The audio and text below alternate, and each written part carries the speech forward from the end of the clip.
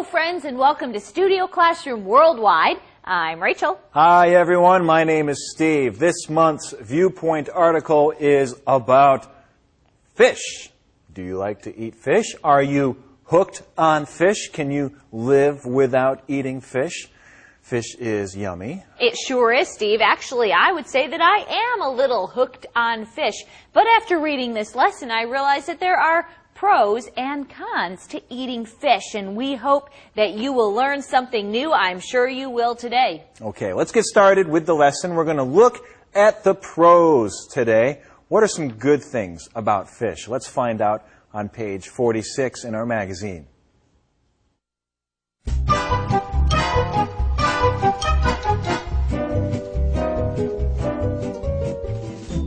Hooked on fish? Does fish deserve a bad rap? Pro. Fish, cooked or raw, is an important part of a well-balanced diet. It's high in protein and nutrients and low in fat. Eating fish, the recommended 2 or 3 times a week, is a goal worth pursuing. Good for the heart. Fish contains lots of what we non-scientific people call omega-3 fatty acids. These acids have been shown to help prevent heart disease, lower blood pressure, and reduce the risk of strokes. Researchers suggest that these benefits of eating fish far outweigh the risk of getting sick from a contaminated fish. Good for the brain. Ongoing studies find that omega-3 fatty acids work magic on the brain, too. Pregnant? Go out and eat fish. One study tracked a group of expectant mothers who ate more than 340 grams of fish per week. It turns out that they gave birth to children who later scored really high on their IQ tests. Don't give up on fish. Let's face it, there are contaminants in almost everything we eat, especially chicken, pork, and beef. The chance of getting sick from eating chicken is 1 in 25,000.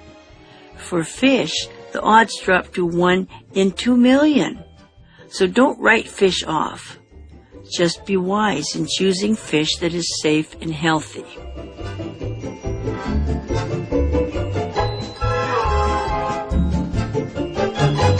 Well, each month we give you a Viewpoints article, and the purpose of this lesson is for you to look at the pros and the cons of a controversial issue. That means an issue that sometimes people argue about or they disagree about, and this is definitely an issue that some people have strong feelings about, Steve, whether or not you should eat fish. Right. The deck says, does fish deserve a bad rap? And that is informal language saying, does fish deserve a bad reputation? Fish does have a bad reputation sometimes, and we're going to learn about that more tomorrow. Today, however, let's look at some of the advantages of eating fish. The author says fish, cooked or raw, is an important part of a balanced diet, a well-balanced diet. So fish is actually good for us. That's right. There are quite a few pros to eating fish, and it depends maybe how you eat the fish, but even cooked or raw, it's important. It's an important part of your diet. And a lot of us know that fish is high in protein and nutrients. It's low in fat, maybe low in calories. So a lot of times people look at fish as a health food. Line 3 has the word nutrients, and we've seen that word quite a few times.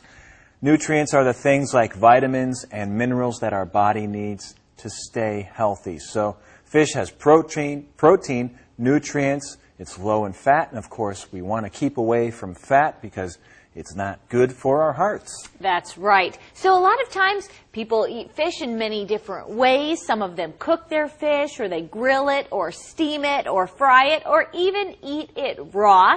We refer to raw fish as sashimi. And I don't know about you, Steve, but I'm a big fan of sashimi. I am too, and I really didn't know about it until I came here to Asia, but I have grown to love raw fish. Okay, raw fish is good. And eating fish, the recommended 2 or 3 times a week, is a goal worth pursuing. This is something that maybe the author is saying you should consider trying to eat fish at least 3 times a week because it is good for your body.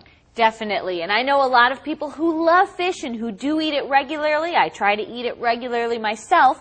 And according to line 9, we read that it is good for our heart because it contains lots of what we non-scientific people call omega-3 fatty acids. Now, I like this description, Steve, because I'm definitely one of those non-scientific people. But I do know what omega-3 fatty acids are. Okay. I think if you study this in depth, it could get a little confusing, and it gets very scientific. There's a lot of different terms and words that are really just too big to talk about. So we just want to say omega-3 fatty acids. These are very, very well known. Rachel, you said you know about these. What are they? Well, they're a type of acid. Actually, the correct term, I think, is alpha-linoleic acid or something like that. But it's an essential fatty acid that the body needs, but that's not manufactured naturally outside of the body. So we need to take it in other forms through the food that we eat. Okay, so it's something that we need to be healthy, but our body doesn't make it. So we need to find somewhere else that has it and take it in that way. Well, fish, of course. Fish has a lot of that. So that's a good source of the omega-3 fatty acids. That's very true. I think of salmon, for example, S-A-L-M-O-N, and that has a lot of omega-3s in it. And that's why a lot of people like to eat salmon because it's so good for them.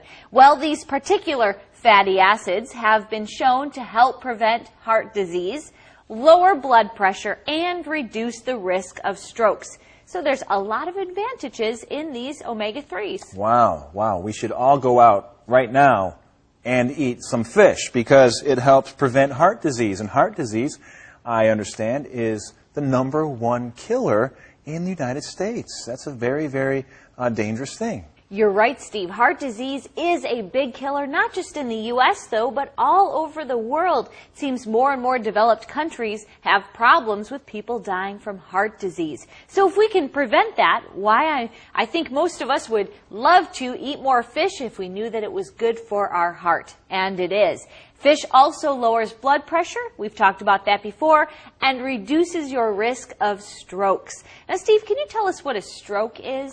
Sure, Rachel. A stroke is when the tube carrying your blood in your brain is blocked or it bursts, and then that causes the loss of use for some of your muscles. It can also actually cause people to die. So strokes are not a good thing. Eating more fish helps to prevent strokes. Well, researchers suggest that these benefits of eating fish far outweigh the risk of getting sick from a contaminated fish. So there are so many pros, and the researchers say these pros are actually outweighing the cons or the risk of getting sick, which we'll talk more about tomorrow. But Steve, if something outweighs something else, well, it just means it's more important then? Or that's right. What? It's more valuable. That's right, Rachel. So it's more important that you get omega fatty acids because if you don't, you're actually putting yourself at risk. We have the word contaminated there as well in line 3. Let's look at that. I think if there's any word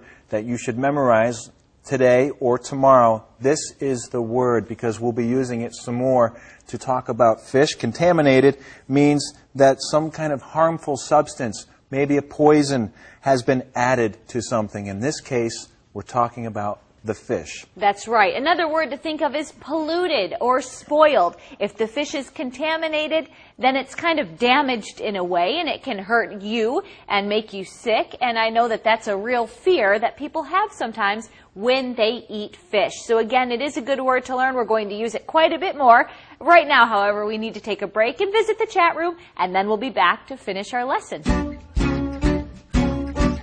Welcome to the chat room. I'm Ken.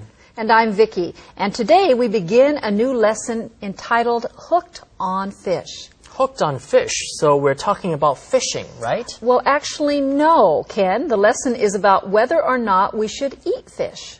But don't we use a hook to catch a fish?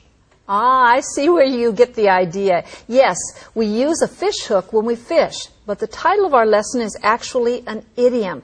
To be hooked on something means to be attracted or even addicted to something. For example, if someone really enjoys cooking, we can say the person is really